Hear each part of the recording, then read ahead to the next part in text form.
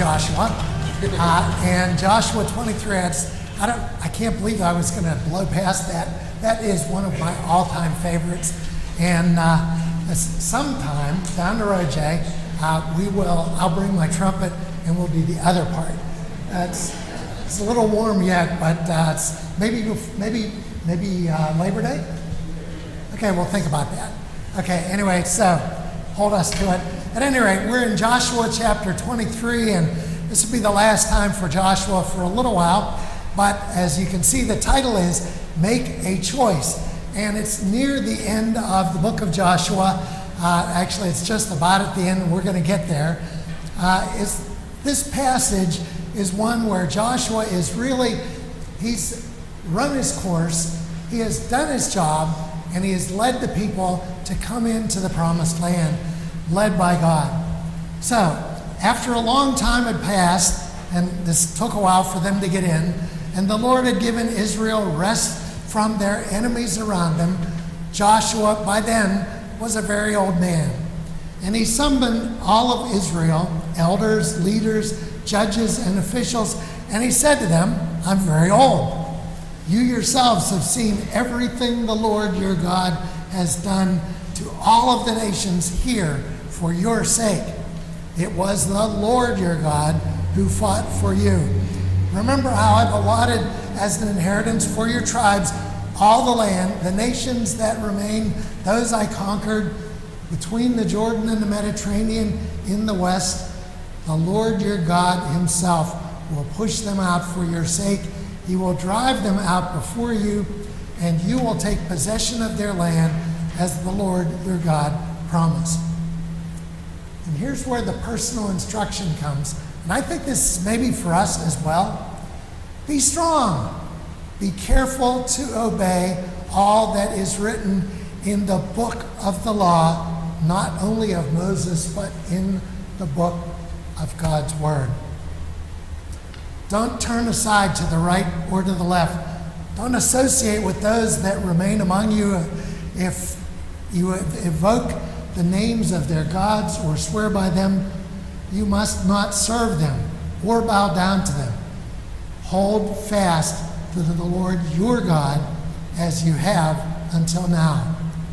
Remember, the Lord has driven out before you great and powerful nations. To this day, no one has been able to withstand you. One of you routs 1,000 because, and hear this, the Lord your God fights for you just as he promised. Be careful to love the Lord your God. We'll come to the last part as we get nearer to the end. I will have to confess to you, this isn't a bad confession. I am proud to be an American. I'm not embarrassed about it.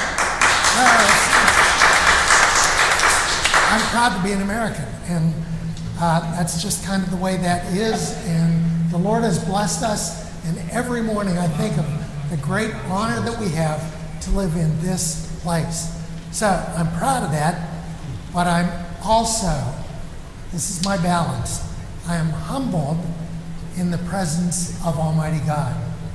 And you can never lose sight of the pride for who we are and where we've come, but also the humility of what we need.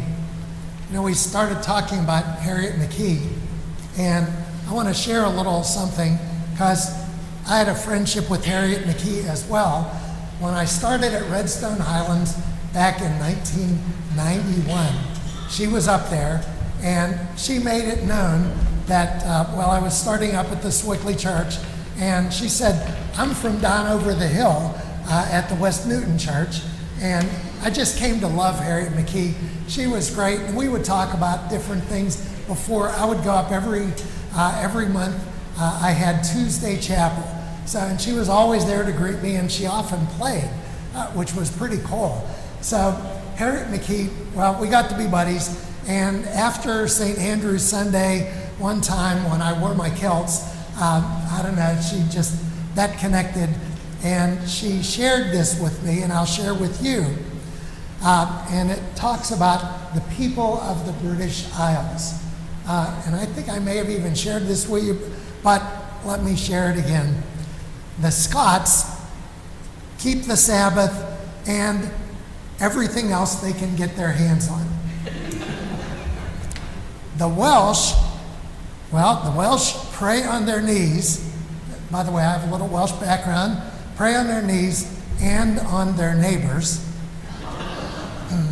The Irish, which I have some of that too, somehow I fit with most of these.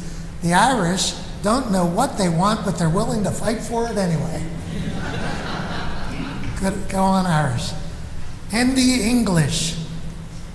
It's Harriet McKee being a McKee between the Scots-Irish, and all of that combination, and you know where that's coming.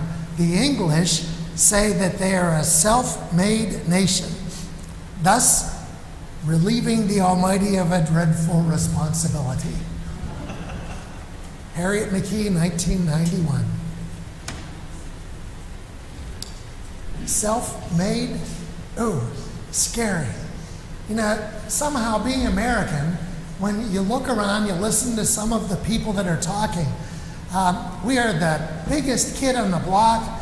We are the best at almost anything. We can stand toe-to-toe with anyone in the world as Americans. And we have a solid reputation for being independent. In fact, all of us, we are so proud of our independence, we even have a national holiday about being independent. And we set off fireworks and have parades and make noises, and it's such a wonderful thing because, well, we are the best. I should remind you, though, sometimes we forget we're not always as invincible as we like to think that we are. You know, I like history, so bear with me for a little bit while I remind you of a couple of the little different things. Not too far from here, there was a place called Fort Necessity. George Washington did not win that discussion.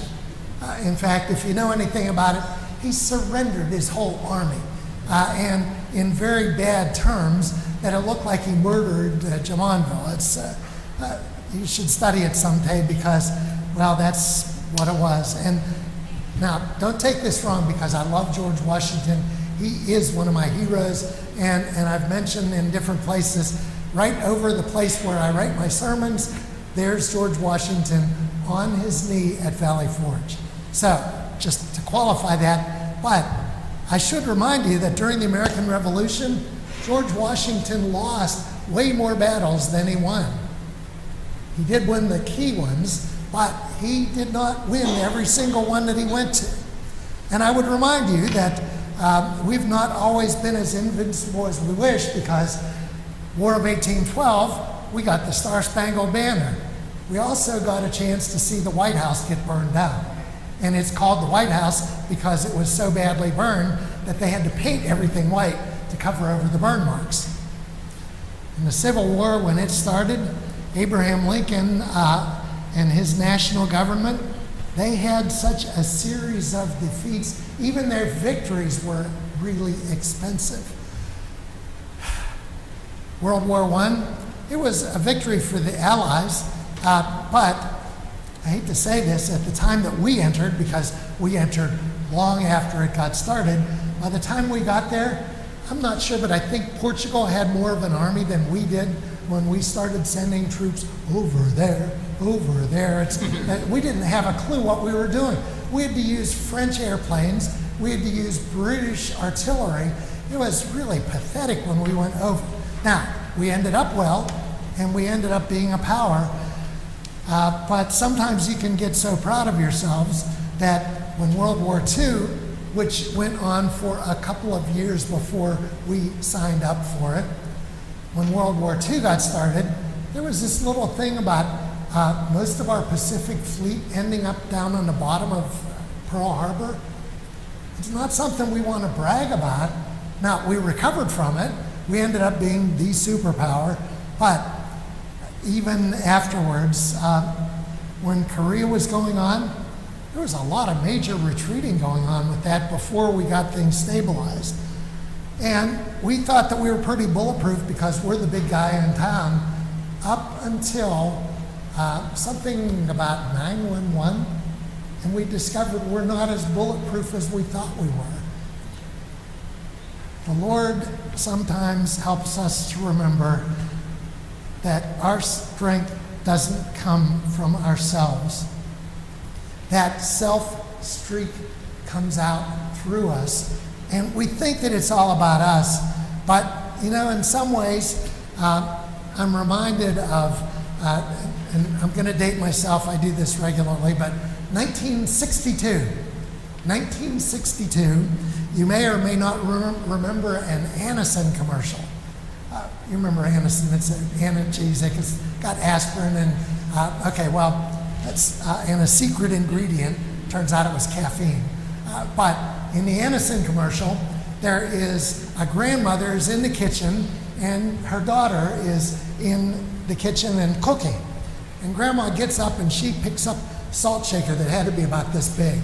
And she's walking over towards where the stove is.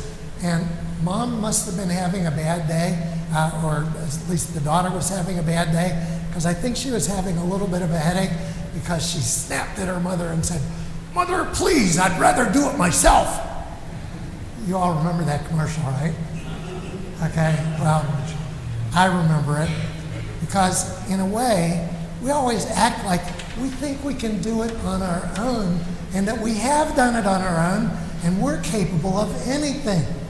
In pride, we don't really want anybody's interference. We don't need any help. We can cover it all. But there's nothing new under the sun. As I'm looking at Joshua and I'm listening in this Old Testament version where Joshua is saying, all right, we're getting ready to come in. Don't forget your roots and don't forget who brought you to the dance, because this is something that you never can or should forget. In the passage that I read, one of you routs 1,000 because who does? The Lord your God fights for you just as he promised. Be careful to love the Lord your God. There's another chapter after the one that we read, and I want to read from part of this, and you'll kind of get the hint of what Joshua is trying to remind them, because Joshua is speaking on behalf of God in Joshua chapter 24, which is the next chapter after we read our passage. And Joshua said, "This is what the Lord, the God of Israel, says. Long ago, your ancestors, including a bunch of people, they lived beyond the Euphrates and they worshipped other gods. But," and note this, and I'm going to hold my finger every time I want you to catch the word that is important. "I took your father Abraham from the land beyond the Euphrates, and I led him through Canaan and gave him many descendants, and I gave him Isaac. And to Isaac I gave Jacob and Esau, and I assigned the hill country of Seir to Esau. Jacob and his family went to Egypt, and I sent Moses and Aaron. I afflicted the Egyptians. What I did there, I brought you out. I brought your people out of Egypt. You came to the sea, the Egyptians pursued. I did this to the Egyptians. You lived in the wilderness. I brought you to the land of the Amorites who lived east of the Jordan. I gave them into your hands. I destroyed them from before you. You took possession of their land, and, false prophets came, but I would not listen to them. They tried to bless you again. I delivered you out of the hand of the enemies. I gave to you the Amorites, Perizzites, Canaanites, Hittites, Girgashites, Hivites, Jebusites, all the ites. I gave them all into your hands. I sent hornets ahead of you to drive them out of your land. Also the Amorites, you did not do it with your own sword and bow. I gave you the land on what." Do you notice there's a little theme in that little passage? Like 18 times. Who did that? God. God did it. And, the Israelites kind of lost track of that sometimes because they would think, we were really, as we grew, there was a whole bunch of us, and no. There were several occasions they tried to do it on their own, and they discovered that they were toast They could not do it on their own because it was God. We should do a little to recall that a good dose of humility really is strength for us. I intentionally, when we had our prayer of confession, I intentionally used the word from Abraham Lincoln's proclamation of 1863, partly because I admire Abraham Lincoln and I admire his humility as well. Because in 1863, it was after the Battle of Gettysburg, but when Lincoln declared Thanksgiving and a time of looking to God, he was looking to God. Hear these words again. Abraham Lincoln had written, "We have been the recipients, we receive the choicest bounties of heaven. We've been preserved many years in peace and prosperity. We've grown in numbers and wealth and power. No other nation has ever grown like this. But we have forgotten God." Lincoln looked around, and some of his generals were pretty pagan. "We have forgotten the gracious hand that preserved us in peace, multiplied and enriched us, and strengthened us. We've vainly imagined in the deceitfulness of our hearts that all these blessings, they were produced by some superior wisdom and virtue of our own." Lincoln's reminding us, we've been intoxicated by unbroken success through the years coming up to this. We've become too self-sufficient to feel the necessity of redeeming and reserving grace, too proud to pray to God that make us. Self-sufficient? Despite all the natural resources and the gifts that we hold?